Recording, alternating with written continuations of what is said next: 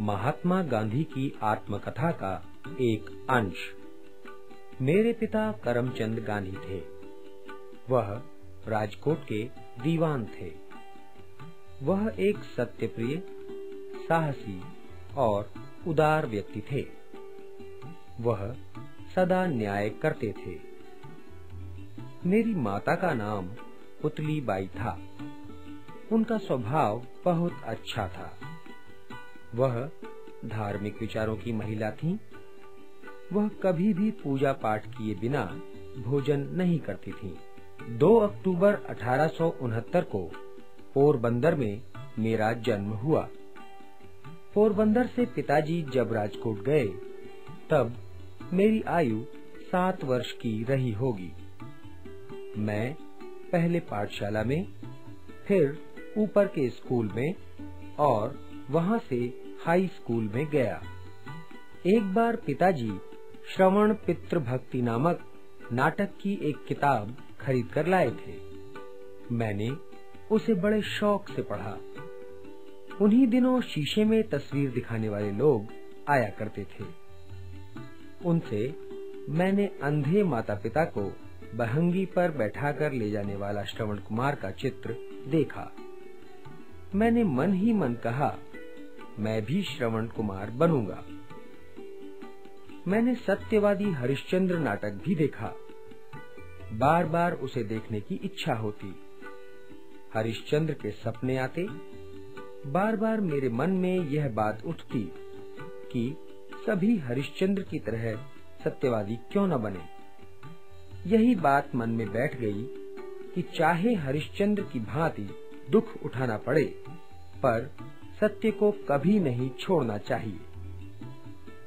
जब मैं केवल 13 वर्ष का था, तभी मेरा विवाह कस्तूरबा के साथ हो गया था। मगर मेरी पढ़ाई चलती रही। 5वीं और 6ठी कक्षा में तो छात्रवृत्तियां भी मिली थीं। अपने आचरण की ओर मैं बहुत ध्यान देता था। यदि इसमें भूल हो जाती तो मेरी आंखों में आंसू भर आते। अपने से बड़ों तथा शिक्षकों का अप्रसन्न होना मुझे सहन नहीं हो पाता था। मुझे यह याद नहीं कि मैंने कभी किसी भी शिक्षक या लड़के से झूठ बोला हो। मैंने पुस्तकों में पढ़ा था कि खुली हवा में घूमना स्वास्थ्य के लिए लाभकारी होता है। यह बात मुझे अच्छी लगी और तभी से मैंने सैर करने की आदत डाल ली। सैर करना भी एक प्रकार का व्यायाम ही है। इससे मेरा शरीर मजबूत हो गया।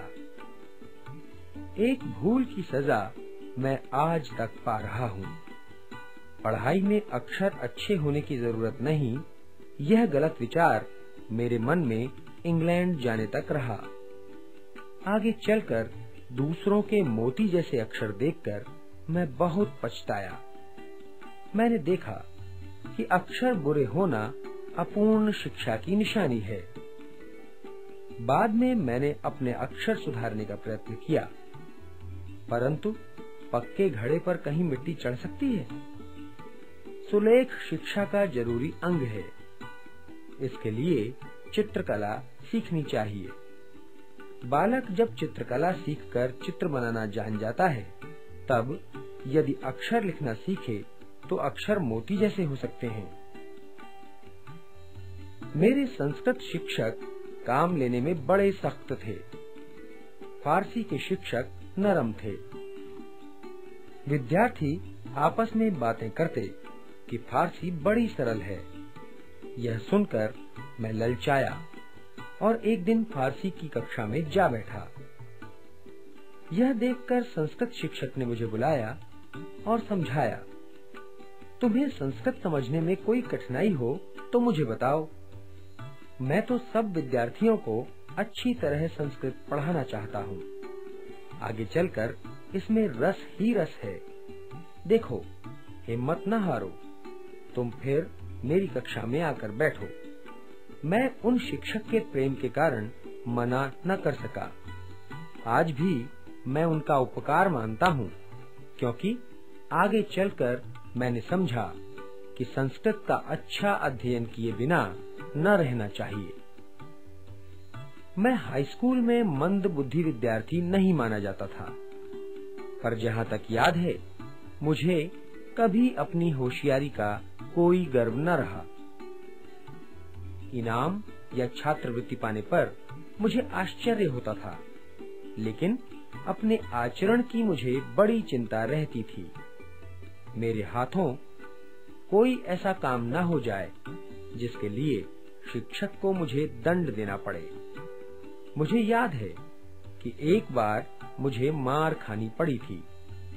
मुझे मार का दुख न था, पर मैं दंड का पात्र समझा गया, इस बात का बड़ा दुख था। यह बात पहली या दूसरी कक्षा की है। मोहनदास करमचंद गांधी।